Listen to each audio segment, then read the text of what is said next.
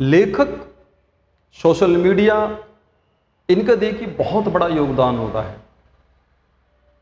लेखक जो प्राचीन ग्रंथ जो लिखे गए हैं, जो लिख के चले गए, या वर्तमान का कोई लेखक हो, सोशल मीडिया हो, यानी जो उसका काम लेखन का होता है, उसमें बड़ी ताकत होती है। क्योंकि वो जो बात लिख के चला जाएगा, लोग उसको पढ़ेंगे और लोगों की मानसिकता जो होगी वो उस प्रकार की हो जाएगी, चाहे वो नकारात्मक है चाहे वो सकारात्मक है। मुगल सम्राट अकबर के दरबार में बहुत लेखक रहा करते थे। ऐसा कोई शासक नहीं जिसने अपने दरबार में लेखक नहीं रखे। और लेखकों को रखने के पीछे जो उनका उद्देश्य रहा करता था वो एक यही था कि वो कोई वैतनिक हुआ करते थे, कोई अवैतनिक हुआ करते थे। तो उससे क्या है कि वो अपने बारे में इतिहास लिखवाते थे ताकि भविष्य में जो लोग आएंगे, जो पीढ़ी आएगी, वो क्या कर सके, उनके इतिहास को जान सके कि उनका इतिहास कैसा रहा है। इसी में ही रामायण काल जो हम लोग पढ़ रहे हैं, रामायण काल के अंदर हीरो के रूप में जो देखा जाता है श्री राम को दिखाया जाता ही है। दूसरे नंबर पे एक महानतम जो मूर्त है वो भरत की है।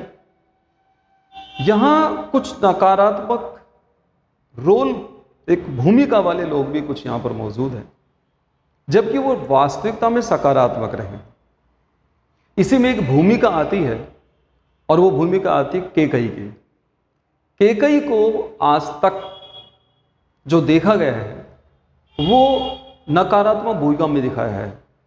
किन्हीं ग्रंथों को देख, रामचरितमानस को देखें, रामायण को देखें, या अन्य कोई ग्रंथों को आप देख लीजिए, सीरियल्स में देखा जाए तो उसमें क्या है कि एक नकारात्मक भूमिका, जबकि कैकई पूरे रामायण काल में, रामचरितमानस या अन्य ग्रंथों में देखा जाए तो नींव का पत्थर है। बिल्डिंग जो हमें बहुत ही खूबसूरत दिखती है, उसका आधार जो होता है वो नींव के पत्थर होते हैं जो दिखते नहीं हैं।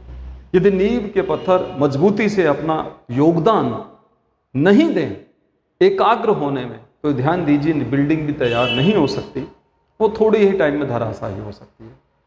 तो यहाँ कैकई को जो नेगेटिव रोल में दिखाया गया है, उसमें क्या है, दरअसल देखिए रामायण काल के अंदर जो भी समाज के अंदर अच्छा कार्य हुआ, राक्षसों से मुक्त समाज हुआ, धर्म की स्थापना हुई, अधर्म का नाश हुआ, जो कुछ हुआ उसके पीछे कैकई का योगदान है।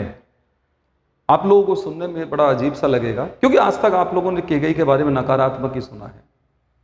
दरअसल घटनाक्रम क्या है कि कैकई को महाराजा दशरथ के द्वारा 2 वरदान दिए जाते हैं, सर्वविदित है, और कैकई ये कहती है कि समय आने पर मैं उनको मांग लूंगी। इसका अर्थ क्या होता है कि वो एक विदुषी महिला, यानी कि इंटेलिजेंट कह सकते हैं, क्लेवर कह सकते हैं, तो महिला वो स्त्री थी। यहां जब तीनों रानियों को, माता कौशल्या को, माता कैकई को और माता सुमित्रा को, जब संतान उत्पन्न होती तो राम जो होते हैं सबसे बड़े होते हैं। और ये आपकी जानकारी में होना चाहिए कि राम से सबसे ज्यादा प्यार जो किया करती थी वो कौशल्या से ज्यादा कैकई किया करते थे। राम जो चाहते थे वो कैकई के बहुत ज्यादा चाहते थे। जब राम को जब नींद नहीं आया करती थी रात्रि में, तो ध्यान दीजिए कौशल्या माए कहती थी कि कैकई अपने राम को सुला ले, इसे नींद नहीं आ रही है। शब्द क्या होते थे कि अपने राम को सुला ले, इसको नींद नहीं आ रही है, तेरे राम को सुला ले। और ये देखा होगा आप लोगों ने, रामानंद सागर जी के सीरियल्स में देखा होगा कि वो राम जो हैं सबसे पहले जो पैर छूते हैं वो कैकई के छूते हैं। जब राम जी को वनवास हो जाता है और जब भरत, शत्रुघ्न, ठीक है, उनके चारों भाइयों के ससुर साहब जनक जी, सासू माँ, तीनों माताएं, ऋषिवर, गुरुदेव, सब उनको मिलने के लिए जाते हैं और वापस बुलाने के लिए जाते हैं। भरत के प्रयास से, हो सकता है भरत का एक प्रयास हो। उस स्थिति में देखा होगा कि सबसे पहले जो पैर छूते हैं वो राम कैकई के छूते हैं। और कैकई जब उनसे कहते हैं कि मुझे माफ़ कर दो, तो राम ये कहते हैं कि माता मैं तो तुम्हें दोषी मानता ही नहीं हूँ। अब ये सवाल ये आता है कि जैसा अभी मैंने आपसे कहा कि क्या है कैकई का जो नकारात्मक रोल सकारात्मक की भूमिका कैसे निभा रहा था। तो ध्यान दीजिए, यदि कैकई राजा दशरथ से वरदान के रूप में राम के लिए वनवास नहीं मांगती तो क्या राम वनवास में आते? वनवास में नहीं आते तो क्या राक्षसों का नाश होता? ये सारा जो सूत्रधार जो बीच में शुरुआत है वो केकई की बदौलत है।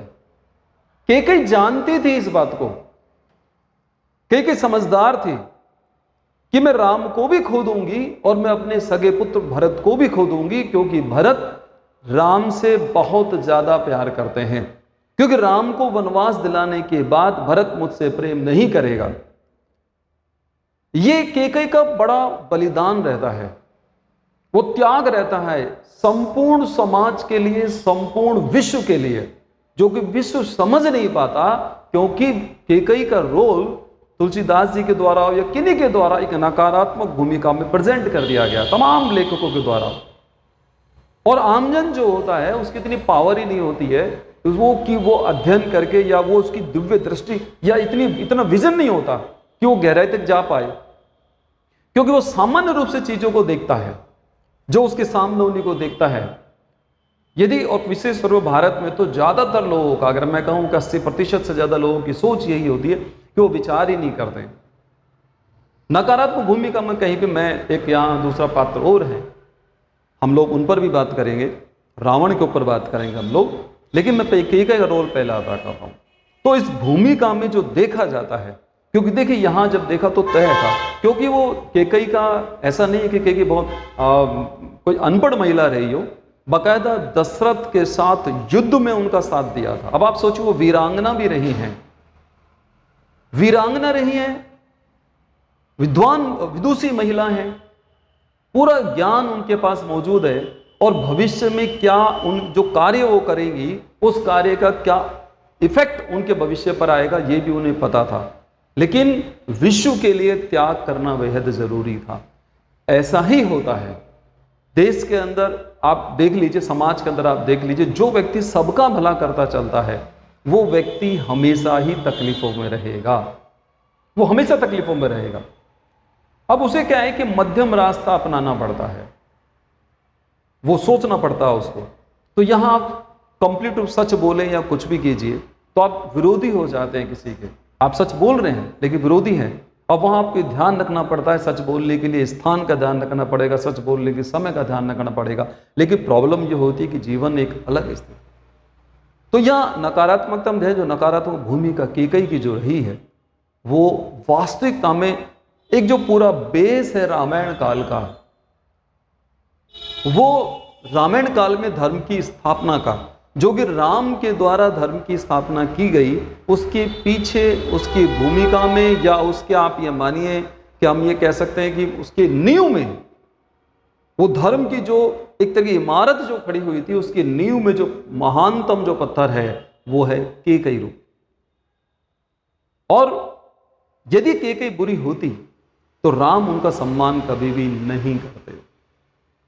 ये ध्यान रखिए, वो स्त्री जिसे पता था इस बात का कि मैं राम के साथ साथ अपने सगे पुत्र को भी खो दूंगी, परिणाम जानते हुए जिसने विश्व के लिए, कल्याण के लिए जो बलिदान किया, जो त्याग किया, उसके लिए ये ध्यान रखिए, ये विश्व हमेशा ऋणी है, लेकिन इस विश्व के लोगों को आज तक इस बात का पता नहीं है।